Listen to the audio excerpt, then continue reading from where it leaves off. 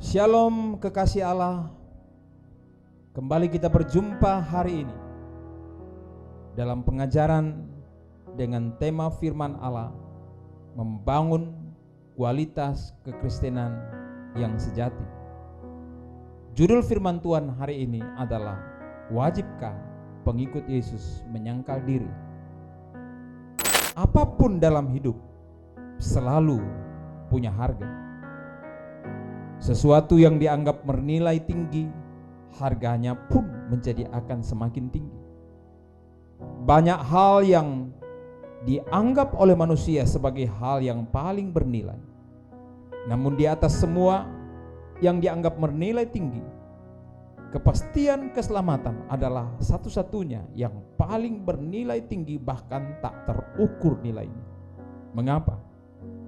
Karena nilai keselamatan bagi satu orang saja harganya melebihi nilai satu dunia ini, seperti kata Yesus.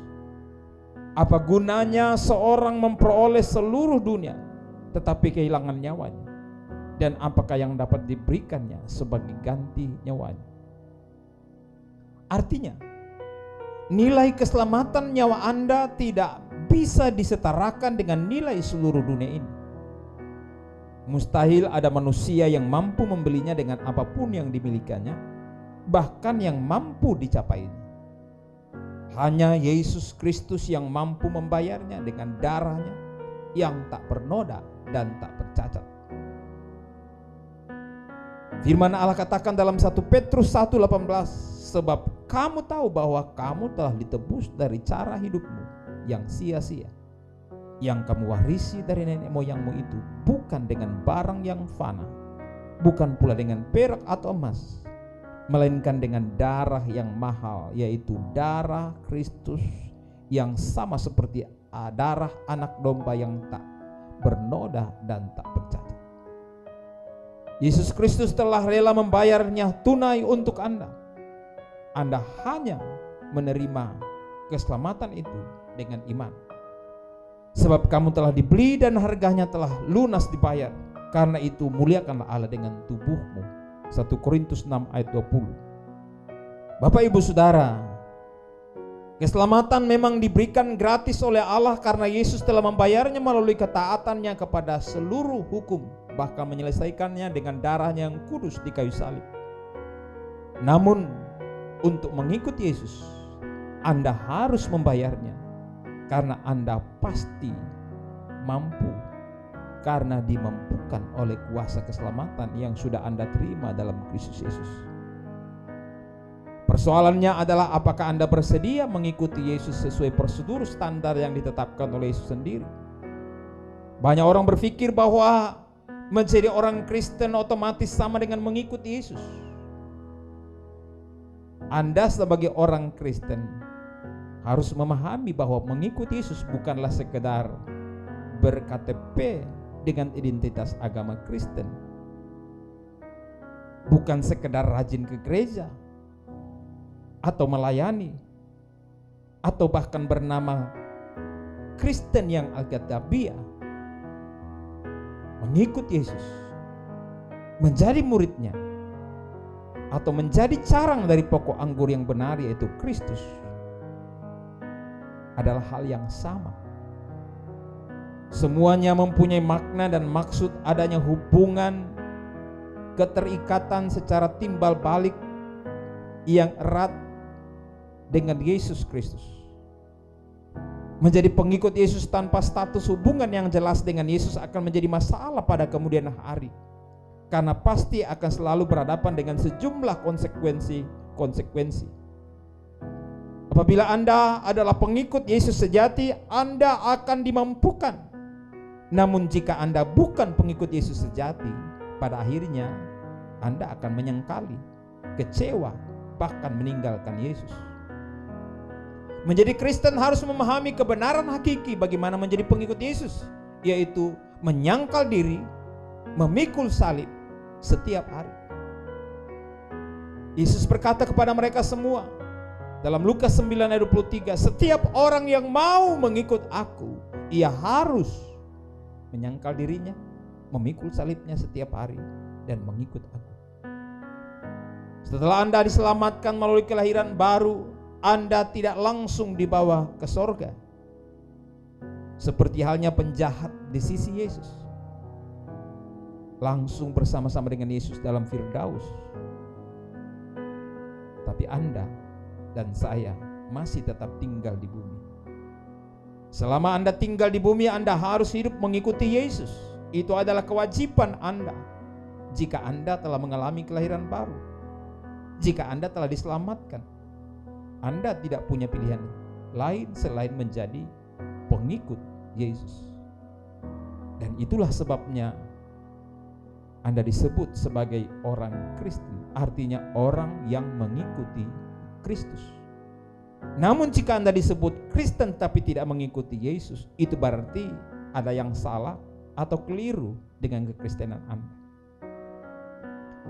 Yesus sendiri telah menetapkan hal ini, bahwa setiap orang yang mau mengikut Yesus harus mengikuti prosedur standar yang ditetapkan sendiri oleh Yesus, yaitu pertama-tama menyangkal diri, kedua memikul salib setiap hari, lalu selanjutnya yang ketiga menjadi pengikut Yesus. Arti kata menyangkal menurut kamus adalah mengingkari, tidak mengakui, tidak membenarkan. Berikutnya adalah membantah, melawan, menentang, menyanggah, dan juga artinya menolak. Jadi dalam hal mengikut Yesus, menyangkal diri adalah tindakan dan upaya untuk mengingkari atau menolak segala sesuatu yang menjadi keinginan daging yang bertentangan dengan kehendak Allah, tidak menyenangkan Allah atau tidak memuliakan Allah. Dalam perjanjian lama, penyangkalan diri dilakukan hanya pada waktu-waktu tertentu untuk tujuan tertentu. Misalnya berpuasa, tidak makan dan atau tidak minum sama sekali, serta tidak melakukan suatu pekerjaan. Imamat 16. Sering juga dengan cara menggunakan kain kabung, mengoyakkan jubah, berjalan dengan langkah lamban, menangis dan sebagainya. Untuk maksud tertentu mereka menolak atau menyangkali enaknya makan dan minum, menolak untuk bersenang-senang, menolak untuk menggunakan pakaian yang layak, menolak untuk berjalan cepat, menolak untuk tertawa atau bersukacita dan seterusnya, sebagai bentuk merendahkan diri dan penyesalan di hadapan Tuhan. Dalam perjanjian baru, Tuhan Yesus telah memfokuskan pada esensinya, yaitu melakukan penyangkalan diri dengan tulus di hadapan Tuhan, tanpa maksud untuk mencari pujian atau pengakuan manusia. Menyinggung gaya penyangkalan diri orang Farisi dan ahli Taurat, Yesus menegaskan kepada murid-muridnya, "Dan apabila kamu berpuasa, janganlah muram mukamu seperti orang munafik. Mereka mengubah air mukanya supaya orang melihat bahwa mereka sedang berpuasa. Aku berkata kepadamu, sesungguhnya mereka sudah mendapat upahnya." Matius 6 ayat 16. Menyangkal diri juga berarti menolak mementingkan diri sendiri, menolak untuk menikmati keinginan daging, terlebih yang bertentangan dengan kehendak Tuhan. Rasul Paulus menulis bagaimana ia menyangkali diri atau menolak hak-haknya sebagai hamba Tuhan atau sebagai rasul yang melayani jemaat. Katanya dalam 1 Korintus 4 ayat 10-13, "Kami bodoh oleh karena Kristus, tetapi kamu arif dalam Kristus. Kami lemah, tetapi kamu kuat. Kamu mulia, tetapi kami hina. Sampai pada saat ini kami lapar, haus, telanjang, dipukul, dan hidup mengembara. Kami melakukan pekerjaan tangan yang berat. Kalau kami dimaki, kami memberkati. Kalau kami dianiaya, kami sabar. Kalau kami difitnah, kami tetap menjawab dengan ramah. Kami telah menjadi sama dengan sampah dunia, sama dengan kotoran dari segala sesuatu sampai pada saat ini." Bapak, Ibu, Saudara, sebagai pengikut Yesus, Rasul Paulus menyangkali, menolak, dan mengabaikan harga diri, kepentingan, ras nyaman, jabatan rasul, dan semua pencapaiannya agar Tuhan ditinggikan dan Injil dapat diberitakan sampai kepada semua orang kafir.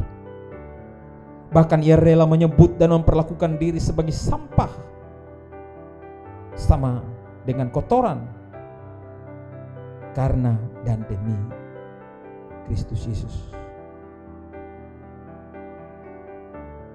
Kepada jemaat Roma ia pun menolak, mengingkari atau menyanggah bahwa dalam segala hal, sama seperti halnya dengan kepastian keselamatan yang diperolehnya, tidak pernah berasal dari dirinya dan karena dirinya, melainkan semata-mata dari Allah, oleh Allah dan untuk Allah. Roma 11:36, segala sesuatu adalah dari Dia dan oleh Dia dan kepada Dia, bagi Dia kemuliaan sampai selama-lamanya. Menyangkal diri berarti tidak mencari kesenangan dan kemuliaan diri sendiri, tetapi kesenangan dan kemuliaan Tuhan. Ini berarti bahwa kita tidak lagi berusaha mencari hal-hal yang menyenangkan diri kita sendiri atau yang mengenakan diri kita sendiri, tetapi sebaliknya kita akan mencari hal-hal yang menyenangkan hati Tuhan. Penyangkalan diri ini adalah syarat dasar untuk berjalan bersama Yesus di segala jalan. Ini berlaku buat siapa saja yang mau mengikut Yesus, bukan hanya bagi para rasul, tetapi juga pendeta, baik pendeta besar ataupun pendeta kecil, sampai kepada semua anggota jemaat yang telah diselamatkan. Yang harus dicari bukan kesenangan atau kemuliaan diri sendiri, tetapi kesenangan Tuhan dan kemuliaan Tuhan. Menjelang ia memberi dirinya ditangkap, dalam doanya di Taman Getsemani, Yesus memberi contoh bagaimana kita meletakkan kehendak atau keinginan diri kita sendiri berada di bawah kendali kehendak Bapa. Katanya dalam doanya, "Ya Bapakku, jikalau sekiranya mungkin, biarlah cawan ini lalu daripadaku, tetapi janganlah seperti yang kukehendaki, melainkan seperti yang Engkau kehendaki." Matius 26:39. Satu sisi sebagai manusia berharap agar bebas dari penderitaan daging, sementara sebagai Allah yang menjelma menjadi manusia harus mentaati kehendak Allah sebagai Bapanya. Puji Tuhan, Ia telah mengajarkan kepada kita tentang penyangkalan diri dan menempatkan kehendak Tuhan di atas kehendak dan keinginan daging kita. Apakah Anda sedang bergumul tentang hal ini? Anda tidak punya pilihan jika memang Anda telah diselamatkan. Anda dan saya wajib menyangkal diri setiap hari, bukan hanya sekali-sekali, tetapi setiap hari. Jangan berkata saya tidak bisa atau saya tidak mampu. Jika sungguh-sungguh engkau telah lahir baru, hari demi hari Roh Tuhan akan menuntunmu kepada seluruh kebenaran. Anugerah Tuhan yang menyelamatkanmu pasti memampukanmu juga untuk mengikut Dia sampai ke ujung jalanmu. Amin. Tuhan memberkati.